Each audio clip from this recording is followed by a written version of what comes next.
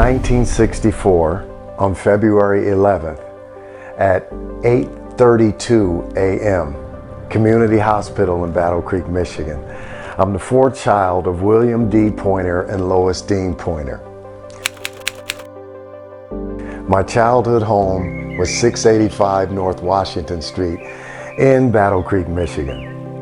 Our backyard was like a big major forest. It was really something. We used to get lost in the backyard. That was one of my escapes as a child, to finish all my chores and go out to the backyard. And we had a lot of fruit that grew in our backyard. We had apples, grapes, pears, mulberries, raspberries. We even had asparagus that would grow in our backyard.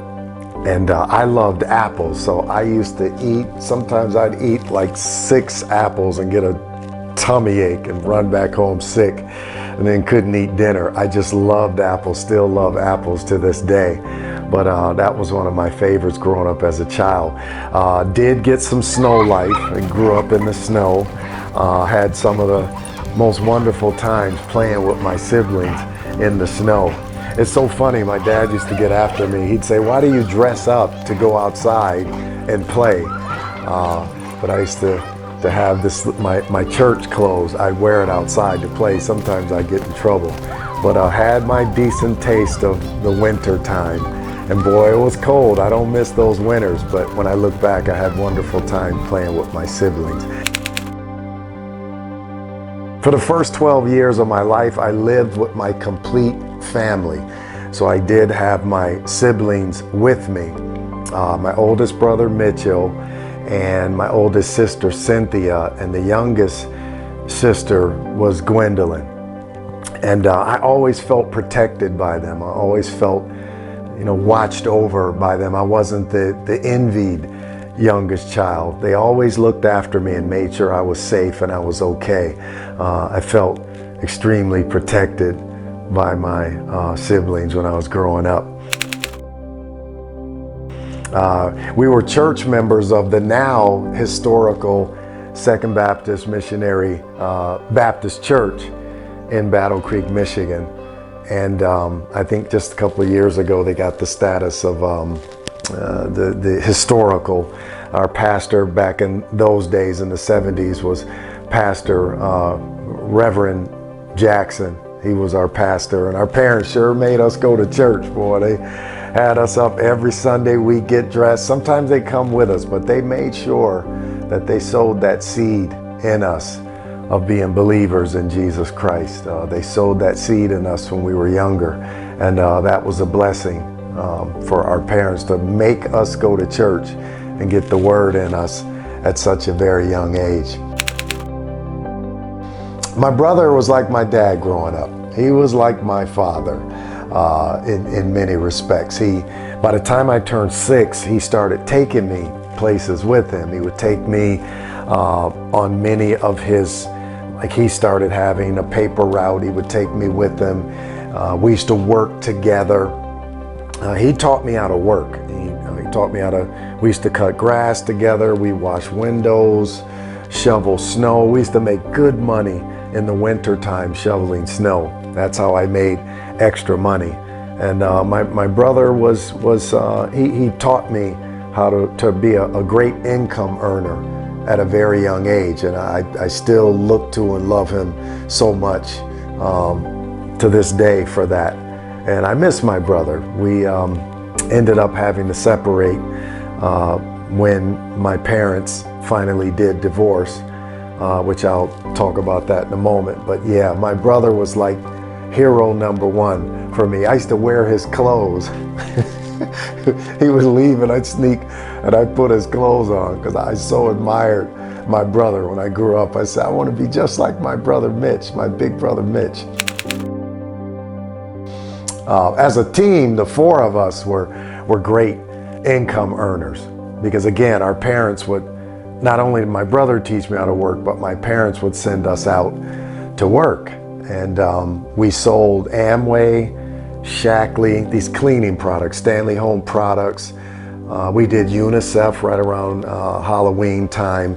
And of course we did UNICEF and we turned that money in, but the cleaning products, we used to make good money. I think with a $6 bottle of degreaser, our profit was $2 off of that, I think. And that was great, but we all learned how to be great wage earners at a very young age. And thanks to my parents, because they had regular jobs as well, but then they had a carpet cleaning business that my brother eventually took over and ran for many, many years. So we've always been workers. We've always been great income earners.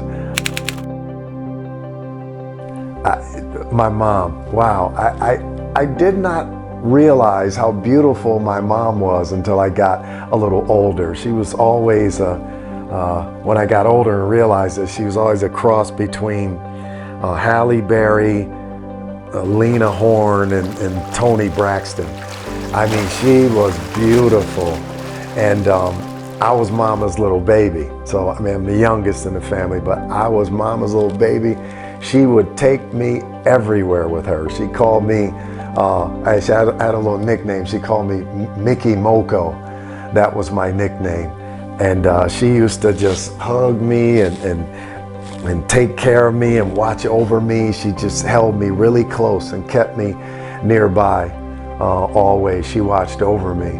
And always loved my mama. We had some special times together growing up. When she took me to kindergarten for the first time, I cried. She dropped me off. I'll never forget Mrs. Dickerson's class. I cried like an infant. I was so sad when I had to separate with my mother. I mean, it's time for me to go to school, but I cherish those memories. The holidays were great. My mother made the holidays awesome. She used to cook these big giant meals. It was so great. We used to like to sneak in the kitchen and watch her cook. She would cook these fabulous meals for like 20 people. And we'd eat that food, the leftovers we call it, for the rest of the week. And we did have company over though on Christmas and Thanksgiving holidays, and the 10, 15 relatives would come down from Detroit, and we used to have a wonderful time thanks to Mom. She made the holidays really, really special. My parents divorced in 1976. They just couldn't make it, and I was actually happy that they were divorcing. Sounds a little strange, but my dad was, I was afraid of my dad. I grew up very, very terrified of my dad. He would, like, he was night and day sometimes. Some days he was fine, and some days he was a monster. And it's really something when I look back, because when he would come home from work, we would run, we would scatter to our rooms. If it was dark, we couldn't run outside to our big backyard, the big forest, and hide there. But we would either run downstairs to the basement, or we would run in our room, and we'd be real quiet to try to figure out and listen outside the door to try to figure out, like, what mood is he in? Is he upset? Is he mad about something? Did he have a bad day at work and he's going to take it out on us? But I spent most of my childhood terrified of my dad. He had like the worst discipline practices. I have like bodily scars and stuff on me from things that, the way that he disciplined us when we were younger with extension cords and switches, and it was just things I don't want to mention here, but it was scary for me, part of my childhood, because of my dad. So, and you know, my dad used to hit my mom, and I hated him for that. So that's why you know, it was tough growing up, because I just didn't know how to take him, you know, again, like, what mood is he in? So that was the real dark side of my childhood, is growing up in fear of my father. There was times when he was in a decent mood. I mean, he would ask us to dance for him on certain days and times, and I you know, I mean, you'll notice in the photo, none of us are smiling, but he'd want us to he'd put on the music and dance and want us to dance. It's like, well, I guess that's okay, because at least he seems to be in a better mood, to where he's not going to go off and turn into the dark dad or the maniac dad.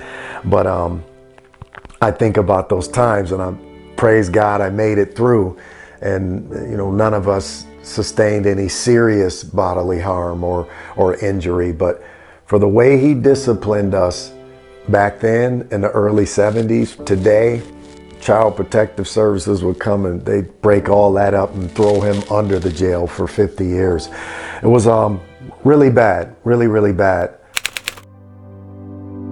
I'm so thankful that my children did not have to grow up under those kind of circumstances. I didn't grow up with the mindset of, I can't wait to take this out on my children, wait till I have children. It's like, no, that curse is broken in my family, and my children got to grow up in a non-violent, loving home, where when I come home from work, they would run to the door and grab me around my legs, and I could barely get in because they welcomed daddy's home. And I'm so thankful I was able to have that experience with my own children, with them growing up.